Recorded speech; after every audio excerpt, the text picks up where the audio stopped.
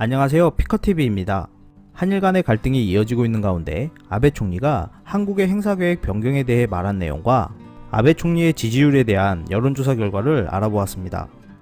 마이니치 신문과 인터뷰한 가하무라 다케오 전 관방장관은 최근 아베 총리와 만나 대화를 나눈 내용에 대해서 언급했습니다. 대화 내용에서 한국 정부가 검토하고 있는 해외 취업 박람회 행사 계획이 화제가 되었다고 하는데요. 9월에 열릴 예정으로 알려진 해외 취업 박람회는 일본 기업 다수가 참여할 예정이었습니다. 하지만 정부는 행사 자체는 중단하지 않고 일정을 변경하거나 일본 기업의 참여를 대폭 줄이는 등의 대안을 검토하고 있다고 하는데요. 최근 일손 부족으로 고민하는 일본 기업들은 한국 대학생을 적극 채용하고 있었는데 한국의 발표로 난감한 일이 발생했다며 발만 동동 구르고 있는 상태라 합니다. 올해 5월에 열린 상반기 박람회에는 전체 184개 참가 기업 중 115개가 일본 기업으로 62.5%를 차지했습니다. 이러한 행사를 통해 일본에 고용된 인원도 2017년 226명, 2018년에는 123명이었습니다. 일본 후생 노동성 통계에 따르면 일본에 취업한 한국인은 2013년 34,100명에서 2018년 62,516명으로 5년 만에 2배 가까이 늘었다고 합니다. 하지만 비정규 및 알바까지 합한다면 일본에서 일하고 있는 한국인은 더욱 많을 것으로 예측하고 있는데요.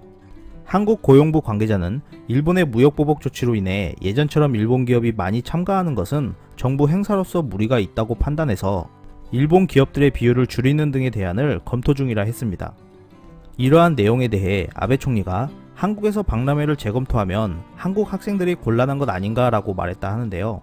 가하무라 다케오 전 관방장관은 아베 총리가 일본의 부족한 일손보다 한국 학생을 더 걱정했다고 했지만 어떠한 의도로 언급한 것인지에 대한 설명은 없었습니다. 현재 일본은 해마다 인력 부족이 심화되고 있고 특히 IT 엔지니어는 2030년에 최대 79만 명이 부족할 것으로 추산된다고 합니다. 또한 삿포로에서도 2040년 인력이 16만 명 부족할 것으로 추정하고 여성과 고령자의 활용도 도모할 생각이라 하는데요. 이러한 상황이 유통 관련 운전자부터 중소기업과 건설업 종사자까지 일본 사회 전반의 주요 산업별로 과부족 상태가 이어지고 있는 상태여서 한국의 고급 인력이 절실히 필요한 상태라 합니다. 하지만 현재 일본에 취업해 있는 한국분들은 곤욕을 치르고 있다는데요. 한국에서 좋은 일자리를 구하기 힘들어서 일본을 선택해 취업을 했는데 일본의 수출 규제와 이로 인한 불매운동으로 일본의 혐한 분위기 또한 극에 달해 모욕적인 말들과 욕설은 물론 너네 나라로 돌아가라는 말까지도 많이 듣는다고 합니다. 18일 교도통신에 따르면 아베 내각 지지율은 50.3%로 7월 마지막 조사 48.6%보다 1.7% 증가했고 지지하지 않는 비율은 34.6%로 나타났습니다.